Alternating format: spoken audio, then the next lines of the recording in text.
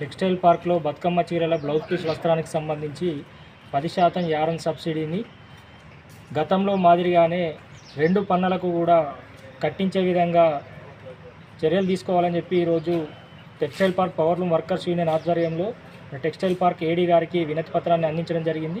మరి టెక్స్టైల్ పార్క్లో చూసుకున్నట్లయితే 2022-23 సంవత్సరాలలో బతుకమ్మ చీరలకు సంబంధించిన బ్లౌజ్ పీస్ వస్త్రాన్ని ఉత్పత్తి చేయడం జరిగింది. 2 పన్నులలో ఉత్పత్తి చేయడం జరిగింది.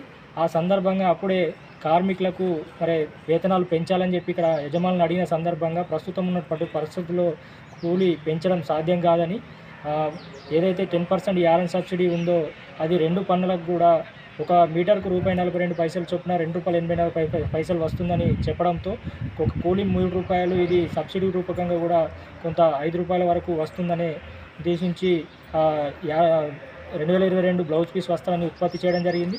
కానీ ప్రస్తుతం ఉన్నటువంటి చేనేత జౌళి శాఖ డైరెక్టర్ గారు మరి గతంలో ఇచ్చిన మాదిరి సబ్సిడీ కాకుండా కొత్తగా ఇచ్చినటువంటి కూలీ పొందినటువంటి వేతనానికి 20% సబ్సిడీ రూపకంగా ఇవ్వడం వల్ల మరి టెక్స్టైల్ పార్క్లో మరి ఒక మీటర్కు ₹3 వేతనం అంటే 2 పన్నులకు కలిపి ఒక మీటర్కు ₹1.50 చొప్పునే చేయడం వల్ల కేవలం ఒక మీటర్కు 30 పైసలు, ఒక మీటర్కు 30 పైసలు మొత్తంగా కలుపుకొని 60 పైసలు మాత్రమే యారన్ సబ్సిడీ రావడం వల్ల ఒక్కొక్క కార్మికుడు వేలాది రూపాయలు నష్టం పోవడం జరుగుతూ ఉంది.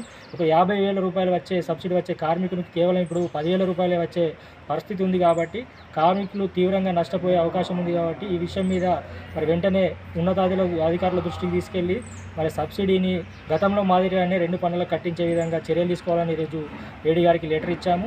ఈ విషయం పైన మరి చేనేత జౌళి శాఖ డైరెక్టర్ హైదరాబాద్ మేడం గారిని కూడా సోమవారం రోజున వెళ్ళి కలవాలని చెప్పి అనుకోవడం జరుగుతుంది. కాబట్టి టెక్స్టైల్ పార్క్లో పనిచేస్తున్నటువంటి కార్మికులందరూ కూడా మన ఈ సబ్సిడీ సమస్యపై యూనియన్గా చేస్తున్నటువంటి పోరాటానికి అందరూ కూడా మద్దతు తెలియజేసి అందరూ సహకారం అందించాలి.